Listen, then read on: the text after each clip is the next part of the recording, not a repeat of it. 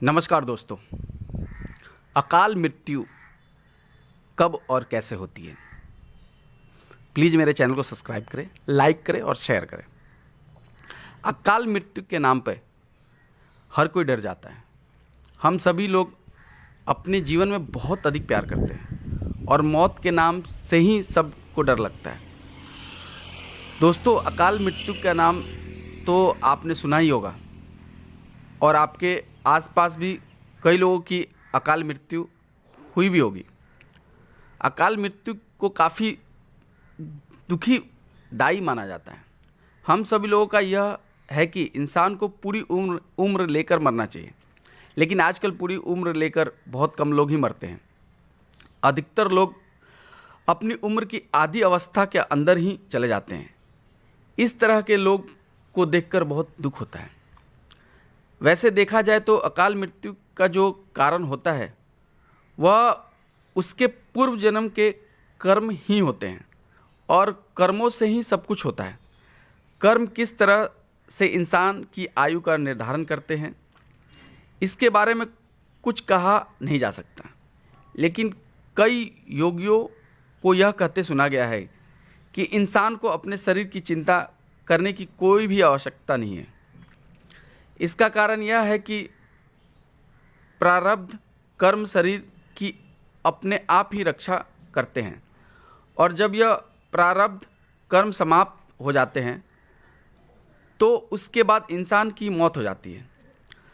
प्रारब्ध कर्म का मतलब होता है पिछले जन्म में हमने जो किया है वह सब हमारे पास संचित होते हैं।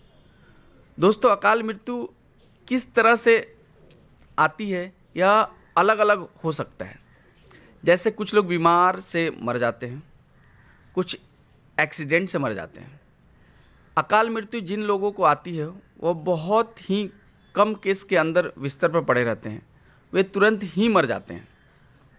आपने देखा कोरोना काल के अंदर लाखों लोगों की मौत हुई, उनमें से अधिकतर लोगों की मौत अकाल मृत्यु की वजह से ही हुई।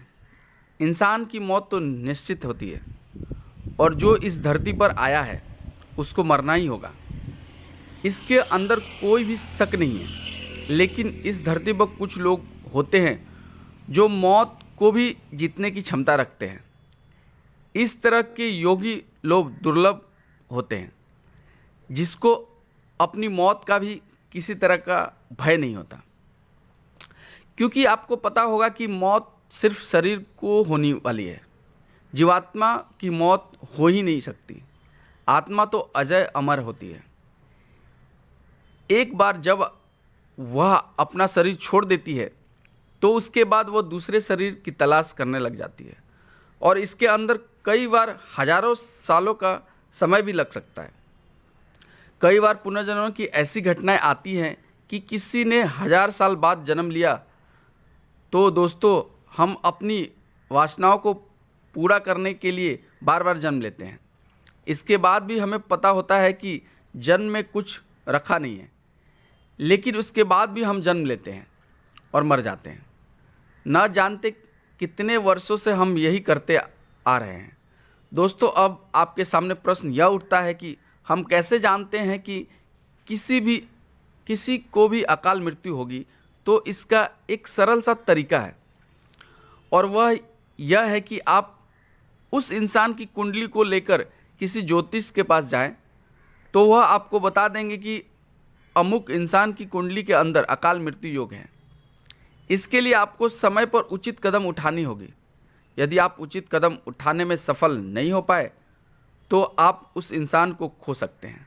अकाल मृत्यु से बचने के उपाय यदि आप करना चाहते हैं तो हम आपको कुछ उपाय के बारे में बता रहे हैं जिनके ऊपर आप अमल कर सकते हैं और किसी ज्योतिष से इस बारे में परामर्श कर सकते हैं। आइए जानते हैं इनके उपाय के बारे में। दोस्तों, यदि आप अकाल मृत्यु को रोकना चाहते हैं तो आपको शनिदेव की पूजा करनी चाहिए। शनिदेव न्याय के देवता हैं और वे अपनी अकाल मृत्यु से भी रक्षा करते हैं। इसके लिए आपको हर शनिवार को शनिदेव के मंदिर जाकर पूजा करनी चाहिए और शनिवार चालीसा, सरसों का तेल, काले वस्त्र और जूते आदि का दान करना चाहिए। ऐसा करने से शनिदेव की कृपा प्राप्त होती है और अकाल मृत्यु योग टल जाता है। पुराणों के अंदर शनिदेव के बारे में दिलचस्प कथा मिलती है। आप शनिदेव व्रत करते हैं तो आप इस तरह की कथा सुनते भी होंगे। कहा जाता है कि बचपन में शनिदेव बहुत अधिक सुंदर हुआ करते थे, तो गंधर्व पुत्री कांकाक्ली का विवाह शनिदेव से करवा दिया गया। लेकिन शनि सुंदर होने के वजह से इंद्र की सभा में अप्सरा शनि को देखने जाया करती थी और यह बात कांकाक्ली को अच्छी नहीं लगी, तो उन्होंने शनिदेव को श्राप दे दिया और कहा कि आज के बाद तुम बदसूरत हो जाओगे और आज के बाद तुम्हारी दृष्टि नीची ही रहेगी और जिसके ऊपर तुम अपनी दृष्टि को सीधा करोगे उसे 7.5 लग जाएगी। और उसके बाद शनिदेव ने भगवान शिव का घोर तप किया। तब शिव प्रसन्न हुए और बोले, वरदान मांगो। तब शनिदेव ने कहा कि आज मुझे दृष्टि सीधे करने का वर दे। तब भगवान शिव ने कहा, जो शनिवार के दिन पीपल के पेड़ के नीचे तेल चढ़ाएगा उसके लिए तुम्हारी दृष्टि शुभ होगी।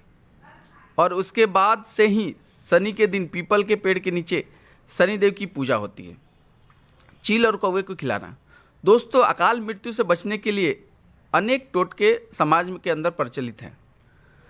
वे कितना काम करते हैं उसके बारे में कुछ कहा नहीं जा सकता, लेकिन यदि आप उपाय करके देखें तो हो सकता है कि कुछ फ़ायदा हो जाए। तो इसी तरह का एक उपाय यह भी है। इस उपाय के अंदर आपको करना यह होता है कि आटे का गुलगला बनाना होता है।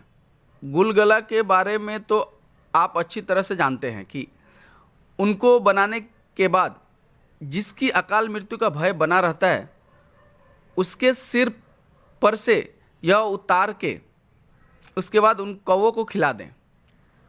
आप चील को भी खिला सकते हैं, लेकिन आज के समय में चील बहुत ही कम देखने को मिलते हैं, उनकी आबादी कम हो गई है, तो आप कौवों को चुन सकते हैं। आप यह उपाय मंगलवार या शनिवार को कर सकते हैं और कम से कम 21 मंगलवार या शनिवार को आपको यह उपाय करनी चाहिए। दोस्तों, कौवा तो आपके घर के आसपास आसानी से मिल जाएंगे। यदि आपके घर के आसपास नहीं मिलते हैं तो आपको गुलगुले बनाकर उस स्थान पर डालना चाहिए जिस स्थान पर कौवे आते हैं। अकाल मृत्यु से बचने के उपाय, गुड़ और तेल। दोस्तों, अकाल मृत्यु से बचने का यह भी एक टोटका है जिसको आप आजमा सकते हैं। यह एक बहुत ही अच्छा टोटका है और काफ़ी आसान भी है। आप इस उपाय को भी मंगलवार या शनिवार को कर सकते हैं और इसके लिए करना यह होगा कि तिल और जौ का आटा लेकर आएँ। यदि घर के अंदर नहीं है तो आप इसको पीस कर खुद बना सकते हैं। यह उपाय आपके लिए।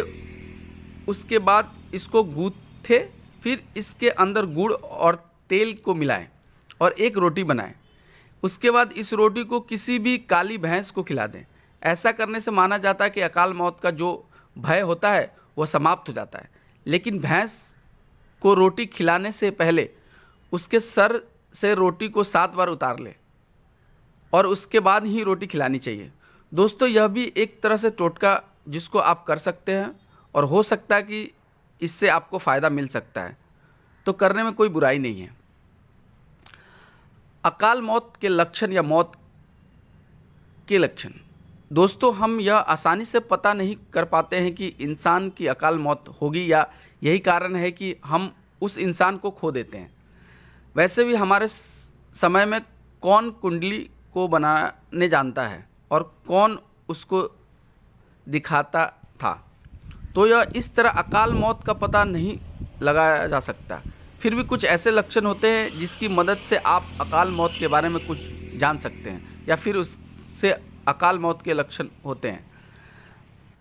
अकाल मौत से पहले होती है बेचैनी और घबराहट। दोस्तों, यह बात 100% सच होती है कि अकाल मौत यदि किसी को आने वाली होती है तो उसे कुछ समय पहले ही बेचैनी और घबराहट होने लग जाती है और उसका मन भी किसी भी चीज़ों के अंदर नहीं लग पाता। ऐसी स्थिति के अंदर आपको सावधान रहना चाहिए। यदि शरीर की बीमारी की वजह से यह हो रहा है तो कुछ नहीं हो सकता, लेकिन इस स्थिति के अंदर यदि आप कहीं पर जा रहे हैं तो तुरंत ही जाने का विचार त्याग देना चाहिए, क्योंकि यह आपके लिए घातक हो सकता है। इसी तरह की घटना अमल के साथ हुई। हालांकि उससे अकाल मौत टल गई। वह रात को किसी स्थान पर जागरण देखने के लिए जा रहा था और उसके मन में बेचैनी हुई और विचार आया कि नहीं जाना चाहिए, लेकिन उसके बाद उसने घर वालों से भी उसको मना किया, लेकिन वह चला गया। कुछ दूर जाने पर ही जाते ही उसे बाइक का जोरदार एक्सीडेंट हुआ और उसका एक पैर कटकर अलग हो गया, लेकिन वह जिंदा रहा और बच गया। शुभ अशुभ संकेत को ना करें नज़रअंदाज। दोस्तों, भले ही आप इन सब चीज़ों को नहीं मानते हैं, लेकिन यह काम करते हैं। आप भी हमारे सामने ऐसी अनेक उदाहरण हैं जिसके अंदर भी अनहोनी होने से पहले कोई ना कोई अशुभ घटित हुआ होता है। जैसे अमल में बताया गया कि जब बाइक लेकर रात को जा रहा था तो बकरी ने कान फड़फड़ाया, लेकिन उसके ऊपर ध्यान नहीं दिया और उसके बाद उसके साथ वह हादसा हो गया। तो आप समझ सकते हैं कि शुभ अशुभ संकेत मायने रखते हैं। इसी तरह से एक ना करना भी अशुभ संकेत माना जाता है। हमारे यहाँ एक बार एक बारात आई हुई थी। उसके अंदर कुछ बाराती कार के अंदर चढ़कर रवाना हुए, तो जल्दी से चक्कर में एक लड़की ने भी उस कार में बैठने की कोशिश की, लेकिन सब लोग उसको मना कर दिए, पर वह नहीं मानी। लेकिन कुछ दूर चलने के बाद वह कार पलट गई और उस लड़की की मौत हो गई।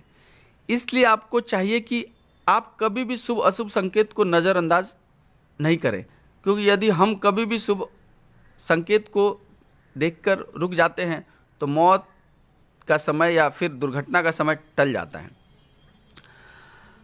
अकाल मौत से पहले होती है बेचैनी और घबराहट। दोस्तों, यह बात 100% सच होती है कि अकाल मौत तो किसी को भी आने वाली होती है तो कुछ समय पहले ही बेचैनी और घबराहट होने लगती है और उसके मन में किसी भी चीज़ों के अंदर नहीं लगता। ऐसी स्थिति के अंदर आपको सावधान रहना चाहिए। यदि शरीर की बीमारी की वजह से यह हो रहा है तो कुछ नहीं हो सकता, लेकिन इस स्थिति के अंदर यदि आप कहीं जा रहे हैं तुरंत ही जाने का विचार त्याग दें, क्योंकि यह आपके लिए घातक हो सकता है। इस तरह कई घटनाएं हैं।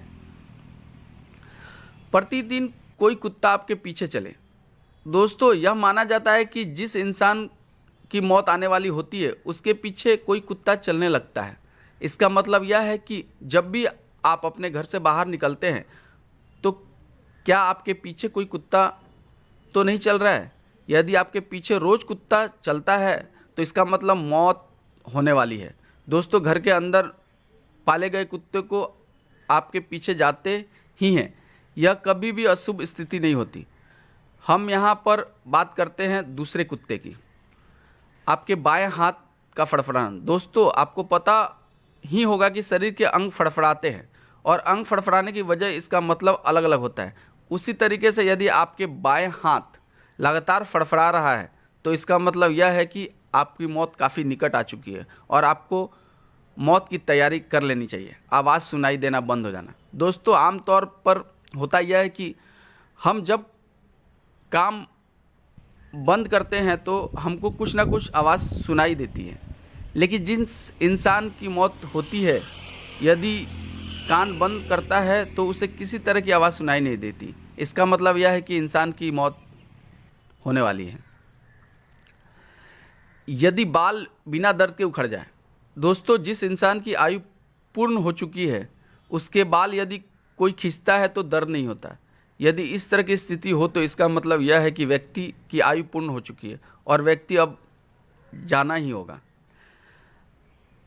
छाया को अलग देखना। दोस्तों, छाया के बारे में हम जानते हैं कि असल में छाया हमारे शरीर से बनती है और वह जब सूर्य की वजह से या फिर किसी प्रकार के स्रोत की वजह से होती है। जिस इंसान की मौत काफ़ी नज़दीक होती है वह अपनी छाया को देखता है, लेकिन वह अपने से इसे अलग देखने लगता है, जबकि कई बार उसे ऐसा भी दिखाई देता है जैसे कि छाया के धड़ नहीं है।